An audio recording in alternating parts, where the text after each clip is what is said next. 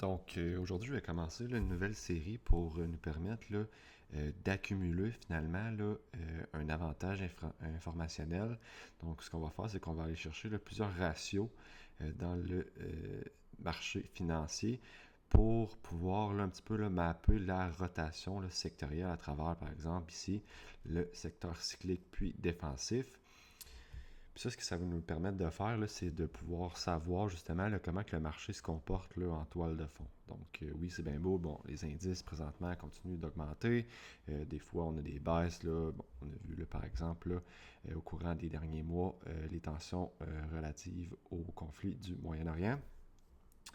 Mais c'est ça, les ratios vont nous permettre là, d'aller justement là, pouvoir nous générer des signaux prospectif pour aller peut-être générer des idées de trade, voir justement là, vers où qu'on s'enligne puis savoir là, finalement là, la tendance du marché. Puis on va pouvoir aussi aller chercher avec ça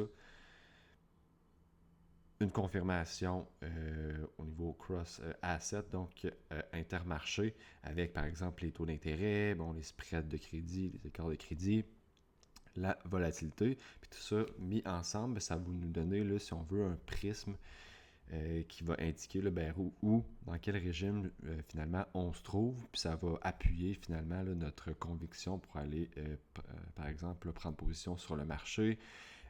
Puis éventuellement voir si justement là, le marché puis la toile de fond là, commence à se retourner.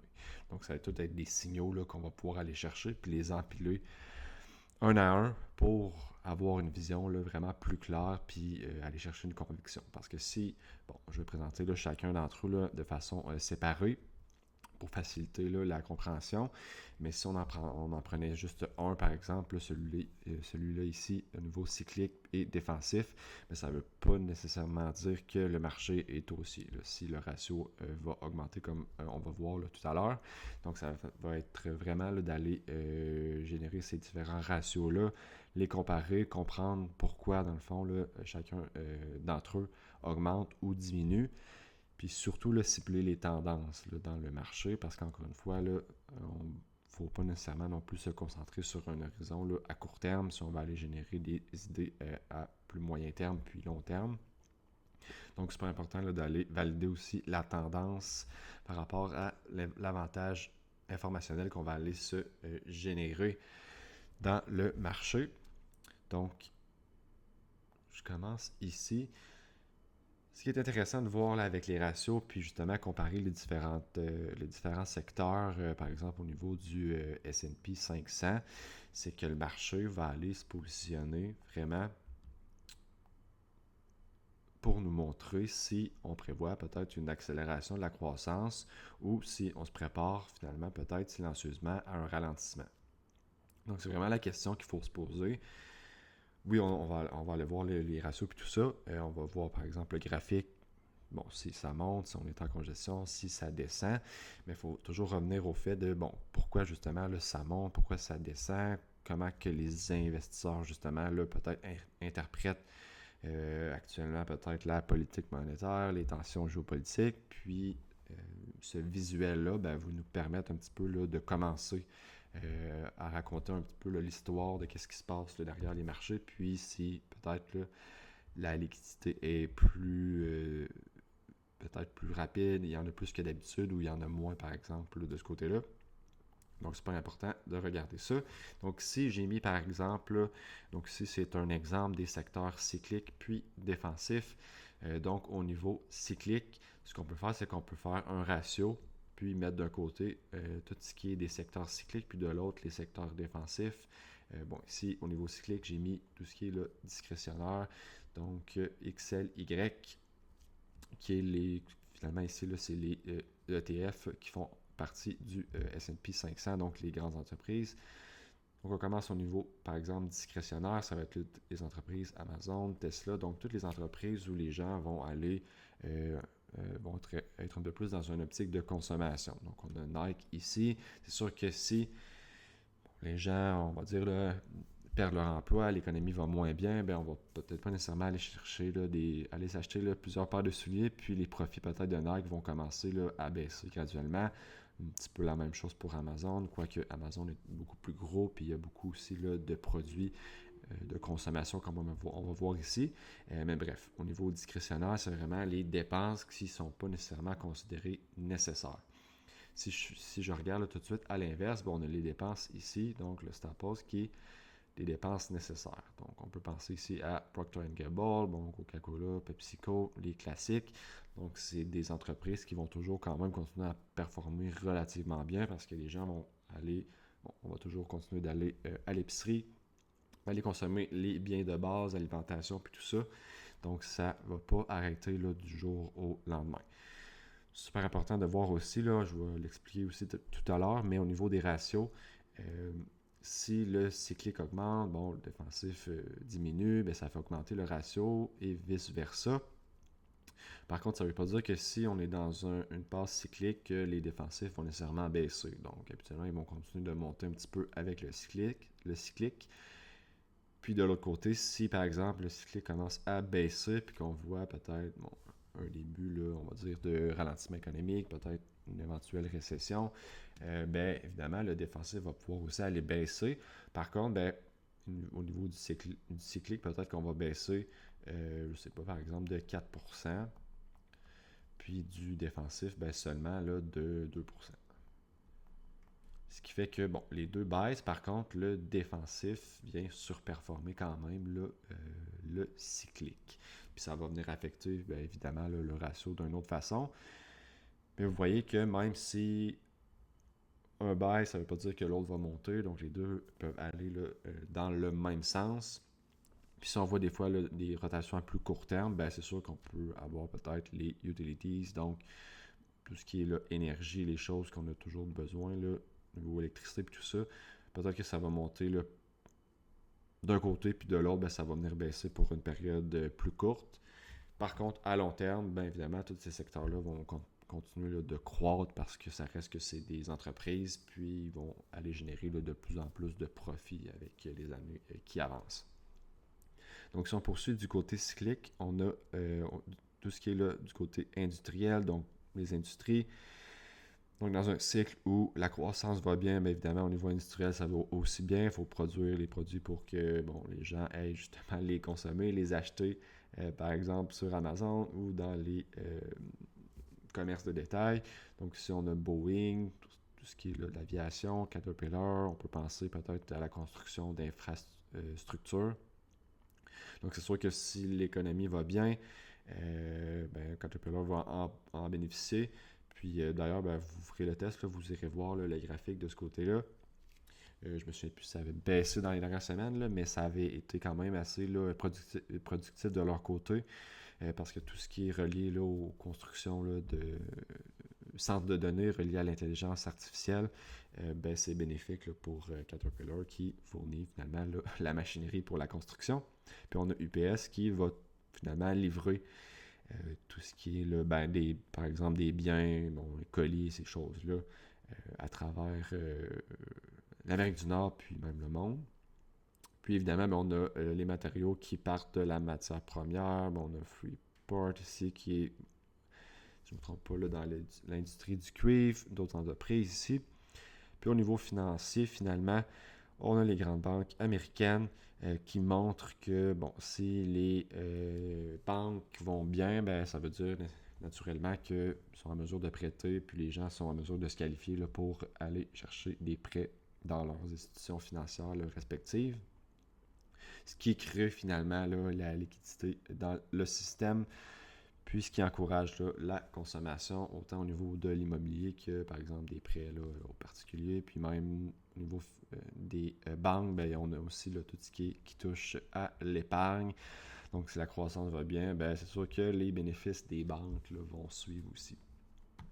Si on retourne du côté défensif, on a l'immobilier qui est en soi un bien de base, donc tout le monde a besoin là, de se loger, donc différentes entreprises ici. Puis avait les télécommunications, on aurait pu mettre peut-être là, les soins de santé par exemple, qui sont des produits là, qui vont quand même continuer là, de profiter même si on a un certain ralentissement là, au niveau économique. Donc du côté cyclique, ça va vraiment là se concentrer donc sur la demande. Donc, si on a une demande qui perdure dans l'économie, bien, c'est sûr que ça va augmenter la demande aussi d'emploi. Les entreprises vont avoir plus de projets, vont avoir plus besoin de main-d'œuvre. Puis, bien, c'est sûr qu'en même temps, bien, la production va s'améliorer. Donc, tout ça ensemble va faire que les bénéfices vont augmenter là, à court, moyen terme. Puis, le marché va continuer à monter du côté des secteurs cycliques. Donc, quand on est du côté là, cyclique, ça veut vraiment dire que le marché veut récompenser le risque. Donc, c'est vraiment là, des secteurs, bon, on a le secteur par exemple là, technologique, qui va vraiment être encouragé, puis on le voit actuellement, c'est un secteur où le capital est prêt à aller prendre des risques pour aller générer le plus possible de rendement. Ce qu'il faut comprendre, c'est que du côté cyclique, quand que c'est cette partie sectorielle là, qui domine, les gens veulent vraiment aller maximiser leur rendement puis aller chercher un petit peu plus de risques. Puis comme j'ai dit, ben, autant les institutions que les investisseurs particuliers veulent maximiser leur rendement. Puis c'est ça, on a un petit peu plus de risques, donc plus de volatilité. Ça peut être à la hausse, puis par la suite peut-être à la baisse là, si on se retourne au niveau de la tendance. Puis ça l'indique qu'on anticipe une meilleure croissance là, nominale à venir.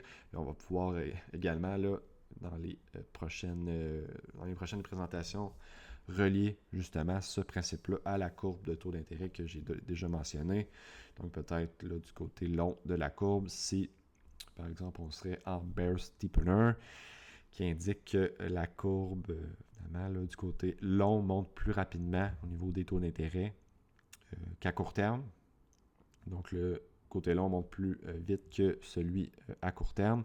Ça indique qu'on a une croissance là, qui s'améliore à long terme ou peut-être éventuellement un risque d'inflation qui va là, s'aligner peut-être là, avec la fin peut-être là, du cycle. Mais comme j'ai dit, il faut vraiment voir là, puis s'assurer d'avoir une vision là, d'ensemble. Mais je vais revenir là, par rapport à la courbe de taux d'intérêt puis comment on peut justement là, la stacker par-dessus notre ratio pour aller clarifier là, certaines informations.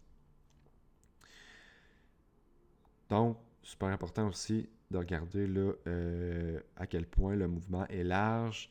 Donc, si on a, si je retourne là, la page, donc si on a les 4 qui vont dans la même direction versus si on en avait peut-être juste 2, ben c'est différent. Là. Même chose de l'autre côté. Donc, si tous les secteurs cycliques vont dans le même sens, ben le mouvement est un petit peu plus large. Ce qui fait que ça valide là, plus notre thèse du fait qu'on est dans un marché qui favorise là, les secteurs cycliques, donc un petit peu plus la consommation, puis la croissance. Puis, comme j'ai mentionné, il faut regarder si le signal est persistant. Donc, par exemple, peut-être se baser sur au moins 3 semaines consécutives où, justement, le ratio est haussier pour commencer à penser là, à prendre une position. Évidemment, là, stacker les autres informations par-dessus ça, pas seulement prendre le ratio, mais s'assurer que la tendance à court, moyen, peut-être même long terme, est à la hausse pour ne pas être pris là, du mauvais côté là, de la transaction rapidement. Puis, c'est typique là, d'un début ou d'un milieu de cycle d'expansion. Donc, le marché accepte de payer un petit peu plus au niveau là, peut-être la prime de risque, là, comme j'ai dit tantôt, pour aller chercher un meilleur rendement. Maintenant, au niveau des secteurs, donc un petit peu plus défensifs, c'est les secteurs là, qui vont mener justement quand les investisseurs anticipent une demande là, plus faible. Donc, comme j'ai mentionné tantôt, si la demande commence à baisser, bien, ça veut dire que les gens vont relativement là, un petit peu moins consommer dans des catégories de produits qui sont peut-être pas nécessaires là, au niveau du consommateur. Puis également, là, ça va anticiper là, peut-être justement là, un stress économique. Vous allez voir tantôt, le ratio justement s'est retourné quand on a vu les tensions là, se développer au niveau du conflit au Moyen-Orient. Même chose au niveau là, des tarifs qu'on avait vus au début de l'année 2025. Donc, les gens anticipent peut-être une demande plus faible, puis un stress économique à venir. Donc, ils vont aller sécuriser leurs profits, puis réinvestir dans des entreprises un petit peu plus défensives où le cash flow va quand même continuer, là, même si on a un certain ralentissement là, économique. Puis, comme j'ai dit, la rotation, vous allez voir, là, je vais l'expliquer, mais peut se faire sur une plus courte période. Donc, sur une journée, on pourrait voir les investisseurs se déplacer vers le défensif, puis l'autre retourner, par exemple, dans le cyclique pour continuer là, la tendance à la hausse. Fait que des fois, il peut y avoir là, un certain bruit, puis il faut quand même faire attention par rapport à ça. Donc, la surperformance des secteurs défensifs indique que le marché cherche la sécurité, puis pas nécessairement là, la hausse, donc les rendements, des rendements élevés. C'est un signal là, précoce sur finalement la rotation avant même que les données, là, par exemple, ont peut-être l'inflation, si on la connecte à la croissance, ou les données du marché de l'emploi comme le NFP, qui représente là, les nouveaux emplois qui sont créés aux États-Unis. Donc, le signal va venir avant les données. Donc, on peut se servir justement des données pour aller se confirmer, encore une fois. C'est une autre chose qu'on peut rajouter sur si on veut, la pyramide, le prisme, pour, en bout de compte, avoir raison, puis mettre toutes les probabilités de notre côté. Même chose du côté là, des ISM New Order, donc qui indique finalement là, les commandes, par exemple, là, des acheteurs aux États-Unis, donc au niveau industriel. Donc, si les acheteurs commandent beaucoup de pièces, de choses, ça veut dire qu'il y a des projets en cours. Puis, évidemment, ça rentre directement en lien là, avec la croissance. Beaucoup de projets indiquent aussi un besoin au niveau de l'emploi, puis plus de profits là, à moyen et long terme. Puis, ça vient tourner aussi là, avant les analyses, puis les bénéfices, donc des entreprises qui sont annoncées là, de façon trimestrielle. Donc, si on a un choc au niveau économique, puis le ratio peut-être se retourne entre les secteurs cycliques puis défensifs, c'est sûr que ça peut prédire plus rapidement, puis on peut être capable de s'ajuster en temps réel à ce qui se passe dans l'économie sans avoir besoin d'attendre que les bénéfices des entreprises commencent à baisser, parce que c'est souvent là, un petit peu trop tard là, pour aller se positionner, puis peut-être prendre un profit ou se retirer un petit peu du marché le temps que la baisse là, se crée. Donc, c'est un cycle là, qui tourne là, sans cesse. Puis, comme j'ai mentionné, ça peut jouer ça peut être à court terme, puis même à plus long terme. Donc, si on commence ici peut-être en ralentissement ou en récession, c'est vraiment les défensifs qui dominent. On a les cash flows. Ces entreprises-là n'arrêtent pas nécessairement de performer du jour au lendemain parce que l'économie va moins bien. Par la suite, on a le rebond qui se présente dans les rotations cycliques. C'est pour ça que quand on voit là, un rebond au niveau de l'économie, comme on a vu dans les dernières années, par exemple là, au niveau de la pandémie, après ça, les tarifs, quand on a un rebond, c'est souvent la tech qui performe parce que les investisseurs vont rotationner tout leur capital dans les actions qui peuvent aller chercher le plus de rendement possible pour récupérer cette baisse-là. Puis justement, quand le risque se tasse, ça veut dire que ces entreprises-là là, vont aller performer là, dans les prochaines semaines, prochains mois, prochaines années. Donc, ici, on a l'expansion, puis c'est dans ce cycle-là qu'on se trouve actuellement. Donc, c'est assez simple à voir. Là, le marché continue d'augmenter assez rapidement, surtout là, par rapport à tout ce qui est là, de l'intelligence artificielle. Donc, on est en expansion actuellement. Puis, ça va être important de regarder justement ce ratio-là pour voir si, à un moment donné, on commence à ralentir.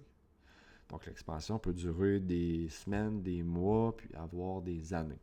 Donc, on ne peut pas prédire, comme que beaucoup de gens là, essaient de faire, on va avoir une récession dans 1 an, dans 2 ans. Il n'y a personne qui peut prédire ça.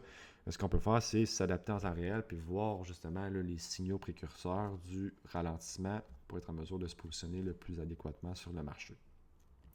Puis ici, c'est finalement là, quand les défensifs reprennent puis commencent à mieux performer.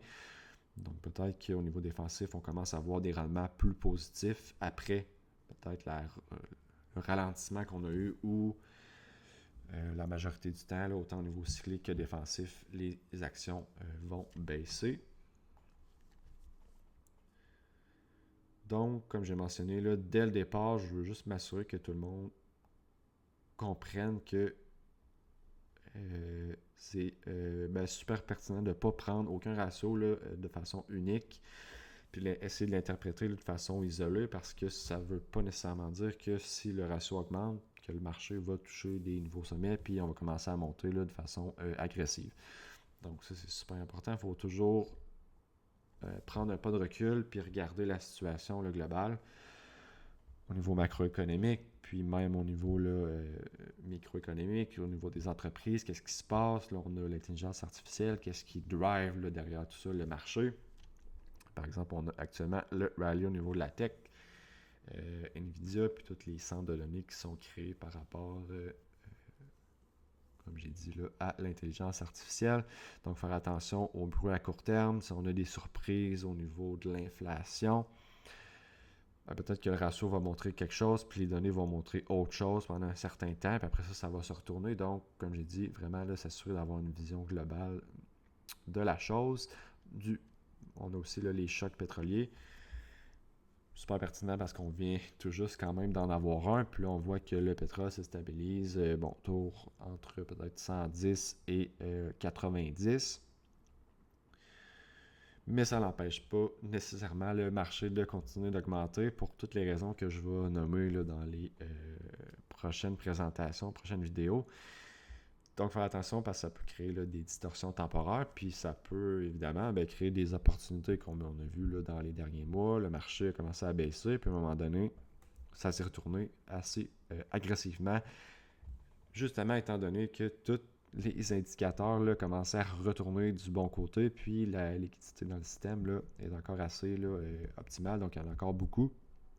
Fait que tout comprendre ça, puis tout mettre les pièces ensemble, ça nous permet d'aller prendre des positions peut-être quand on arrive à des niveaux extrêmes où c'est la peur qui domine les investisseurs, puis personne là, comprend vraiment ce qui se passe, donc on commence à vendre des actifs, puis c'est pas nécessairement le temps. Donc tout ça peut faire en sorte qu'on peut aller là, générer des meilleurs rendements finalement là, en comprenant ce qui se passe vraiment là, derrière en toile de fond.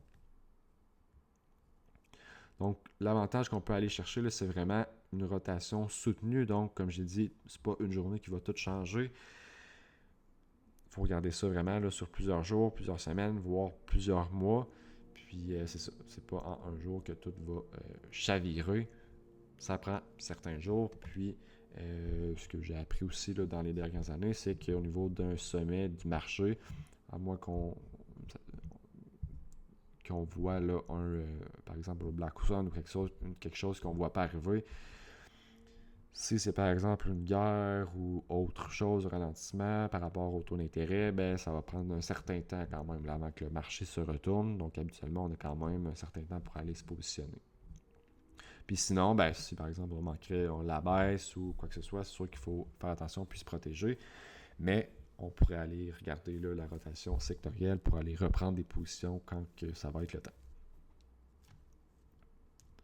Donc, ça vient confirmer le message à travers aussi d'autres mesures puis d'autres marchés. C'est ce qu'on veut aller faire, puis c'est ce que je vais présenter là, au courant de cette série-là. Donc, probablement sur à peu près 3 à 6 vidéos là, que je vais faire là, par rapport à ça, pour qu'à la fin, on soit capable de tout mettre ça ensemble, puis d'avoir vraiment là, une opinion claire de où est-ce que le marché s'en va. Donc, ce que finalement j'appelle là, au niveau le prisme macroéconomique que je vais présenter à la fin. Donc, on ne veut pas un seul signal, on veut vraiment que les signaux soient alignés pour aller chercher notre conviction. Donc, ça m'est souvent arrivé dans le passé, ça m'arrive aussi là, quand même régulièrement. Si je vois par exemple là, une transaction qui pourrait être intéressante, c'est vraiment pertinent d'aller chercher le plus possible de conviction, parce que si le lendemain, par exemple, la position se retourne contre vous, là, il faut s'appuyer sur quelque chose. Donc, si on a juste un signal, puis ce signal-là commence à se retourner, puis on n'a pas regardé les autres signaux, puis on n'a pas non plus ajusté, voir, par exemple, notre risque ou regarder ce qui se passait vraiment là, dans l'économie, ça peut tourner contre nous, on peut décider de sortir, Puis finalement, le lendemain, la tendance revient, puis la transaction était bonne en soi. Là. Donc, c'est faire super attention. Puis plus qu'on aligne de signaux, plus qu'on va être en mesure d'avoir une meilleure conviction. Puis c'est pas les petites baisses de, par exemple, 1%, 2% qui vont nous shake out là, de nos positions. Évidemment, je rappelle qu'il n'y a rien dans la présentation qui est un conseil financier. C'est vraiment là, une opinion que j'ai de mon côté. Puis je parle un petit peu aussi par expérience. Donc, il y a des choses à prendre, à laisser. Puis je rappelle que vous pouvez aussi là, me poser des questions si vous en avez en commentaire. Ça me fera plaisir d'y répondre ou me communiquer là, directement sur Substack, que je laisserai mon lien là, dans la description. Donc ici, on peut se servir du ratio pour aller connecter ça aux différents marchés, puis aligner tous les signaux. Donc, une confirmation intermarché du côté des actions, par exemple, avec notre ratio que j'ai mentionné tout à l'heure. Ici, on a le BRET qui indique, par exemple, le nombre d'entreprises qui font des nouveaux sommets par rapport aux entreprises qui feraient des nouveaux bas. Puis, à l'inverse, d'autres signaux. Puis, c'est ça. Par exemple, des nouveaux hauts par semaine. On pourrait combiner ça avec ça. Ici, on pourrait regarder la courbe de taux d'intérêt. Du côté, là, on serait plus bearish. Si, justement, là, on a un bull flattener, ça veut dire que la courbe à long terme viendrait s'aplatir. Donc, ça veut dire que la croissance future anticipé par les investisseurs commence à baisser, donc ça pourrait être un signal qu'on rajoute par-dessus. Par la suite, on peut regarder les spreads de crédit, donc les écarts de crédit. Si les écarts commencent à augmenter, ça veut dire que le crédit qui est contracté par les entreprises commence à être un petit peu plus risqué. Est-ce que c'est parce que la demande commence à baisser, donc finalement là, les obligations d'entreprise offre un plus grand rendement parce que c'est de plus en plus risqué, puis peut-être que certains projets n'arriveront pas à terme parce que là, l'économie ralentit ou du moins la croissance va ralentir un petit peu. Donc, super important de regarder ça. Donc, évidemment, là, il faut toujours garder un œil. Ça, c'est pas une question à se poser sur ce qui se passe au niveau de la Fed puis les différentes banques centrales à travers le monde, ainsi que les contrats là, sur les taux d'intérêt à court terme. La volatilité, donc le VIX, que la majorité des gens quand même suivent là, régulièrement. Donc, si on voit une rotation vers le défensif, puis que le VIX est quand même relativement bas, on va s'entendre pour dire que c'est pas nécessairement là, une rotation qui est confirmée le jour 1. Par contre, si le VIX commence à monter, la rotation s'intensifie vers le défensif, ça nous donne un signal d'alerte. Puis si on rajoute à ça les écarts de crédit, par exemple. Puis la Fed qui pourrait peut-être commencer à augmenter les taux d'intérêt ou là, aller les baisser peut-être pour restimuler l'économie parce qu'il y a des problèmes de ce côté-là, c'est tous des signaux qu'on met ensemble puis qui nous donnent des informations pour aller se positionner là, pour la suite. Puis même chose pour les matières premières.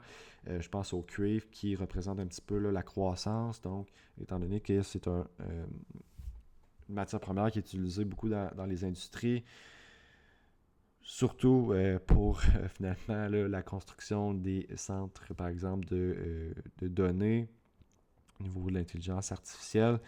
Si le cuivre fait des nouveaux sommets là, à chaque semaine, ça veut dire que le cuivre est en demande. Ça veut dire que les industries continuent quand même là, de rouler. Donc, tant que le cuivre ne s'est pas nécessairement retourné ou du moins a commencé à se retourner, c'est un autre signal qu'on peut là, ajouter là, à notre artillerie pour justement aller cibler là, où est-ce qu'on se trouve dans le régime macroéconomique. Même chose au niveau là, de certaines devises qui peuvent être considérées comme des valeurs refuges. Là. Je pense au franc suisse, par exemple, qui est aussi corrélé un petit peu avec l'or. Donc, toutes des choses qu'on peut aller ajouter pour se créer une idée, puis une thèse, puis justement avoir plus de confiance dans ce qu'on fait, puis de conviction dans nos trades ou nos investissements. Donc, évidemment, ça va comme suit. Si on est en risk-on, les cycliques vont dominer. Donc, c'est le grec, I et B qui est les matériaux. Donc, le ratio va augmenter, par exemple, on va dire un barème de base pendant plus que 3 semaines. Ici, on serait, on va dire en bear steepener, qui implique que les taux à long terme augmentent, étant donné que la croissance commence à augmenter. Et évidemment, il faut faire attention parce que ça pourrait éventuellement créer peut-être un risque d'inflation qui causerait les banques centrales à augmenter les taux d'intérêt. Regardez les spreads de crédit. Si c'est OK, on peut passer à la thèse. Puis, par exemple, aller se positionner sur des actifs cycliques ou à l'inverse, si c'est défensif, le ratio finalement là, baisse, on tombe en bull flattener comme j'ai mentionné tout à l'heure, les spreads augmentent parce que le risque commence à augmenter, on serait plus dans une thèse là, risk-off qui encourage un petit peu plus le positionnement vers les défensifs ou peut-être même éventuellement les obligations selon le risque là, qu'on voit dans le marché. Donc ici, c'est un petit peu un résumé, puis j'ai les autres là, ratios qu'on va regarder là, dans les prochaines présentations. Donc on avait le cyclique défensif, valeur croissance, high beta, low vol. Donc je vais toutes les revoir là, dans les prochaines présentations. Donc on va toutes finalement les mettre ensemble pour se créer là, un point d'ancrage qui va nous dire, est-ce qu'on est dans un régime réflationniste où la croissance est bonne? Est-ce que la croissance est relativement stable? Est-ce qu'on est en train de se retourner peut-être dans la tendance? Est-ce qu'on est vraiment dans un régime où les investisseurs ne veulent pas aller chercher nécessairement de risques parce qu'il y a trop d'incertitudes peut-être dans le marché, où ils pensent qu'on va se diriger éventuellement vers une récession, ou peut-être la Fed commencerait à augmenter les taux pour ralentir l'économie, ou elle viendrait les baisser parce qu'il y a un choc au niveau du marché pour X raisons. Puis ici, les spreads par exemple de crédit. Donc, c'est tous les ratios qu'on va aller mettre ensemble pour vraiment se créer une idée de voir dans quel régime on se trouve. Puis ça va vraiment nous aider là, à aller se positionner plus rapidement, créer de la conviction, puis rendre le processus là, beaucoup plus facile. Donc là, je vais juste switcher vers TradingView, puis j'ai les différents ratios, mais je vais me concentrer vraiment sur celui-là aujourd'hui. Donc on peut voir, j'ai mis les secteurs là, cycliques ici, puis de l'autre côté, là, j'ai mis les secteurs défensifs, donc je les ai mis sur les deux. J'ai fait la moyenne, puis ici pour créer ce ratio qu'on voit ici. Puis depuis 2022, on voit que la tendance est quand même là, haussière, donc j'ai mis une ligne de tendance. Évidemment, là, sur les ratios, faire attention si on va faire là, de l'analyse technique. On peut voir, ça peut fonctionner, mais juste être quand même vigilant. Mais l'important, c'est de voir si finalement le ratio monte sur plusieurs mois, plusieurs semaines, puis dans ce cas-ci, on est sur plusieurs années. Puis là, le ratio se dirige vers le sommet. Donc, pour les gens qui disent qu'on s'en va dans une récession ou quoi que ce soit, ils n'ont probablement pas regardé le ratio parce que le ratio, on est tous dans du cyclique qui encourage finalement la croissance là, à court, moyen et même long terme. Donc, le ratio augmente. Ce qu'on peut faire aussi, c'est que, en arrière, j'ai mis, on peut voir là, ici, là, peut-être pas très très visible, mais quand que c'est vert, donc au niveau de la toile de fond du graphique, ça veut dire que le cyclique là, surperforme sur une période finalement là, de 20 jours. Le secteur défensif, puis vice-versa. Donc, bon exemple ici qu'on peut voir, au début mars, le ratio a commencé à ralentir. Donc, on avait le début des tensions ici, là, comme en février. Puis là, le conflit a un petit peu, si on veut, là, éclaté. Donc, ce qui a fait retourner le ratio, puis là, finalement, l'a mis dans une période de congestion pendant un certain temps. Le temps qu'on aille là, de l'évolution du conflit. Puis, ici, donc le 8 avril, on est retourné dans un ratio qui continuait d'augmenter. Donc, ça a arrêté le temps de se positionner. Encore une fois, il ne faut pas juste se baser sur ce ratio-là puis se dire quand que ça tourne au vert, c'est le temps d'acheter tout ce qui bouge. Il faut regarder les autres ratios puis voir justement là, où est-ce qu'ils se retrouvent. Mais si on avait suivi ça, puis les autres signaux, ben, on achèterait finalement là, par exemple le 8 ou le 9 avril pour profiter de la hausse du marché que je peux justement ajouter ici. Donc en rouge pour le S&P 500. Donc on peut voir ici le rebond. Puis ici, c'était vraiment la confirmation comme quoi que bon, on avait le Trump qui annonçait l'accord de paix. Ben le cessez-le-feu, je veux dire, sur l'Iran, le temps que les deux parties là, puissent négocier ensemble. Puis on a vu que le marché, depuis ce temps-là, a seulement performé. Ici, ben, on avait, c'est sûr, une petite zone rouge, mais ça a servi vraiment de plus de bruit de ce côté-là. Donc, comme je disais, faire super attention. Comme ici, on est encore là, dans le rouge sur une période là, quotidienne.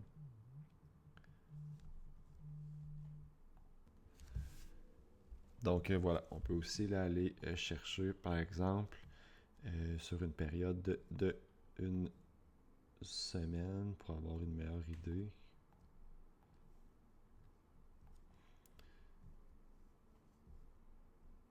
Au niveau du régime, puis éviter justement là, d'être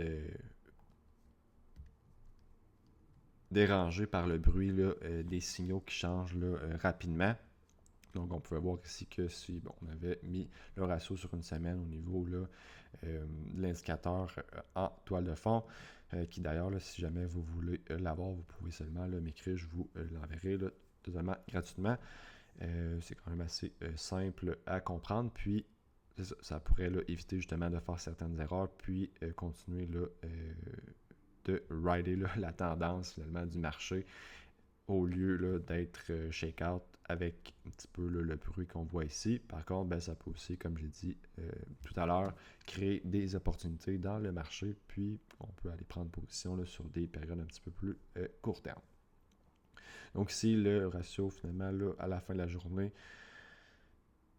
a fini là, dans le rouge, mais si on regarde en weekly, ben, on reste dans le vert, puis si on regarde en monthly, ben, encore plus. Donc la tendance se maintient. On était tombé dans le rouge là, finalement en 2022-2023 avant de reprendre. Pour ce qui est du ratio, puis depuis plusieurs années, là, le ratio continue d'augmenter, ce qui nous montre que les investisseurs sont prêts à aller chercher du risque. Puis, selon moi, ben, ça va quand même continuer parce qu'on est encore là, au sommet. Il ne faut pas non plus avoir peur là, de finalement peut-être d'acheter un actif ou quoi que ce soit quand le ratio est plus haut. Parce que, bon, ça ne veut pas dire que parce qu'il monte ici, que ça ne va pas continuer. Puis le ratio en soi ne représente pas l'ensemble du marché. Donc, on peut voir ici, ben, le ratio a plafonné un petit peu, puis le marché a continué d'augmenter. Puis, bon, ici, on plafonne. Il y a une petite divergence ici. Par contre, ben, le S&P 500 continue d'augmenter puis de toucher des nouveaux sommets là, pratiquement à chaque jour. Donc, c'est important, encore une fois, de ne pas prendre l'indicateur de façon isolée pour aller faire des transactions puis des investissements. Donc, si je retourne ici, ben, on va présenter là, les prochains et tout ça, puis commencer à tout mettre ensemble, comme je disais, pour aller cibler le régime dans lequel on se trouve, puis vraiment avoir une bonne idée pour la suite, pour stacker le plus possible là, de edge, puis de savoir là, un petit peu où est-ce qu'on s'enligne avec tout ça. Donc, on va se revoir là, dans la prochaine vidéo, puis je vais présenter la partie 2, où est-ce qu'on va parler, si je ne me trompe pas, du côté la valeur de la croissance, puis du high beta, puis la courte volatilité. Donc, on se voit dans la prochaine vidéo.